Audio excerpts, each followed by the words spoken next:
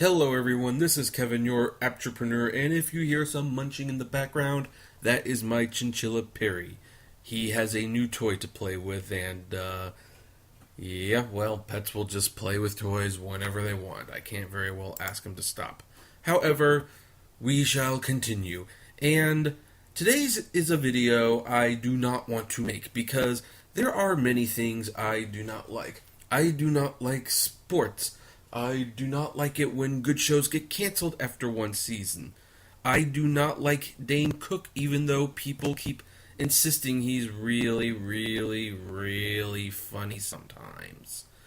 And one of the things that are on the top of my list of things that I just absolutely hate, I hate defending Uber. Okay, let me take that back. If Uber does something that's worth defending, I don't mind doing it. But considering out of all the apps I use, Uber is the one that is most likely to screw me over. They do it so willingly and so in the open that when a company comes along and does something like this, I cannot help but just shake my head. According to an article from Engadget, which I will post a link to below, Uber is getting sued. Now, Uber getting sued is nothing new. But the article, titled Uber Faces $5 Million Suit from San Francisco's Oldest Cab Company, which should give you an idea of where this is going, it says this: another party is suing Uber over the ride-hailing service's business practices. This time it's San Francisco's Flywheel, the taxi company formerly known as DeSoto Cab, also known as SF's oldest taxi company.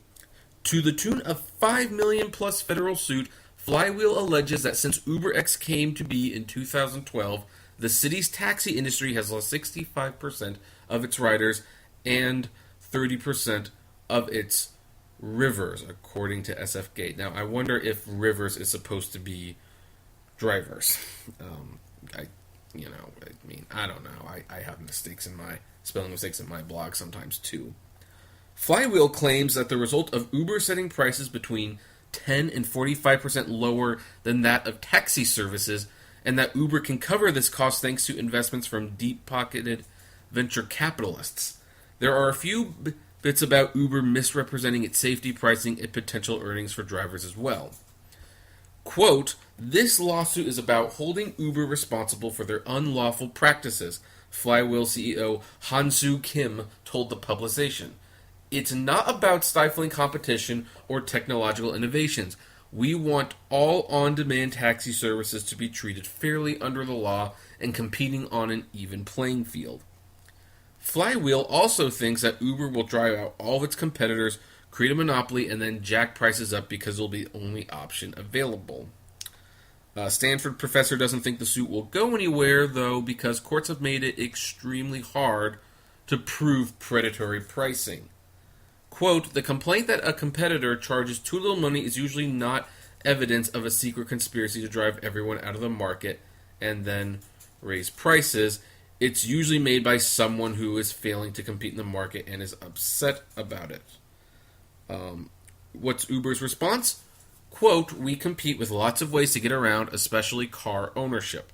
Our goal is to provide a credible alternative to the private car. Our technology lets us make our network more efficient over time, and innovations like Uber Pool are further lowering prices, making ride sharing available to more people. So, anyway, you could probably read the article. Well, you can read the article probably much better than I can read it with the link below. But, okay, let's talk about the obvious first. Is Uber engaged in predatory pricing? Of course they are. It's very obvious they are. Are they trying to kill competition? Yes. Do they have deep pocket investors that give them the ability to do this? Of course they do. This is so not up for debate. Can you actually prove it? Well, as I said, that's difficult. But it's one of those, duh, of course they are. I mean, let's face it, when Uber began, they started out charging like $2 and something, well, okay, $1.75 I think per mile in my area, and now they're charging 95 cents a mile. I mean, they're charging like almost a whole dollar less per mile, and yet their profits are going up. I wonder what that's about. But here's the thing. Yeah, they are driving the prices down to try to create monopoly. That's what they want. That's what all companies want. That's why Amazon.com has been around for like 10 or 15 years. Number one site on the internet, still does not turn a profit for the most part because Amazon wants to just kill all the other stores on the internet. At some point, you have to wonder when do you give up on trying to kill everyone, but that's another topic for another day. Uber is clearly exercising predatory pricing. However, here's the thing. They aren't doing anything illegal about it. They are not forcing people to use Uber. They are not paying phone companies to make sure only Uber apps work on phones. Drivers, like me, do not have to drive for Uber for the low rates, and believe me, I don't. I only drive when there's a surge or promotion going on. I never drive for the standard rate. That's my way of telling Uber I frankly don't agree. And the taxi companies can make their own apps. They can create their own infrastructure on the cell phone and a smartphone. Uber is not preventing them from doing any of this. Now then, are Uber's background checks and safety procedures, can you bring those into question? Of course you can. And I mean, that's ultimately going to be like a big thing. Eventually, Uber's going to have to fingerprint. They're going to have to do something. They're going to have to make some of their buyers buy business licenses. And when they do that, they're going to have to raise the prices because guess what? I mean, I would probably buy a business license because I do enough apps that it would be worth it.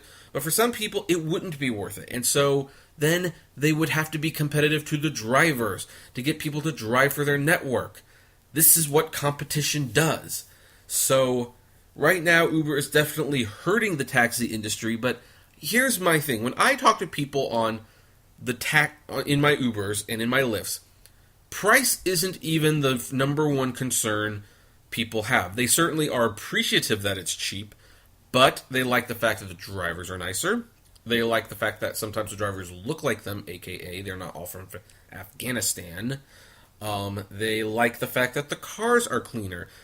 Most of them like the fact that we talk to them. This is what drives people to Uber and Lyft.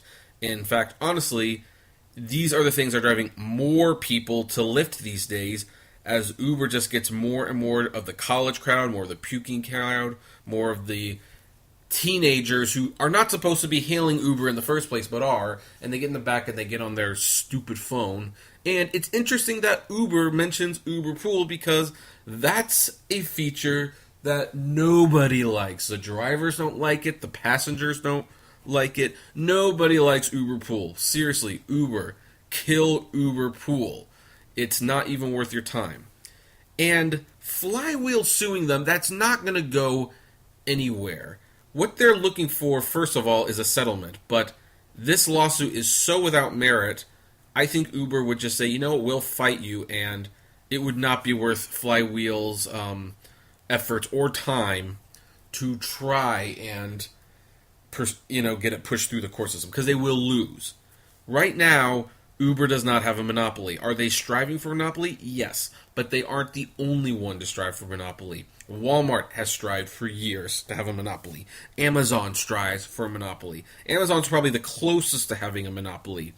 Technically, the gas companies have a monopoly in the sense that everyone buys gas from the same country, but no one gas company in America has a monopoly themselves. Monopolies are hard, very, very, very hard to actually get. And the thing is, when you get close to one, like Microsoft and Blockbuster did years ago, the government steps in, usually, and forces them to break up. I wish they would do that for Amazon. I've got to stop, doing that on Amazon. I mean, but I hate Amazon so darn much. But anyway, moving back to Uber and Flywheel. Yeah, Flywheel, this case is not going to go anywhere. Uber's not doing anything illegal. They are doing unethical things. That much is obvious, and that is without dispute or question. They are being very unethical in how they try to kill the competition. But you know what? Technically, they are allowed to do that. Plus, again, like I think the Stanford professor said, they keep lowering the prices. They're not raising the prices. It's kind of hard to prove, a monopoly when that's the case. Usually, when you have a monopoly, A, prices go up, and B, wait lines just go out the door and they never seem to go away. The DMV is a monopoly. I mean, that's what a monopoly looks like. So, I don't know. I do think Uber needs to be knocked down a few pegs, and I do believe there should be more competition.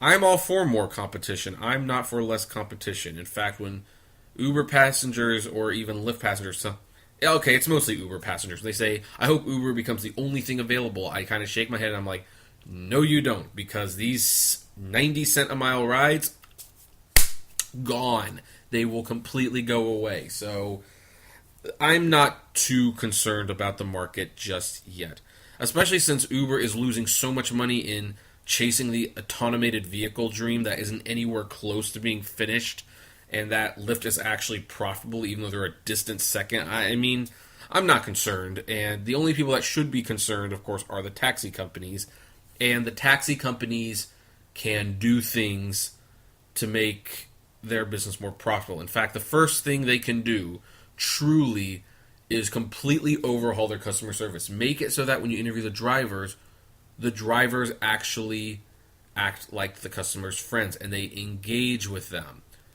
That's a key thing that will help them so much. But at the moment, the taxi industry, they just want to resist change. They don't want to adapt.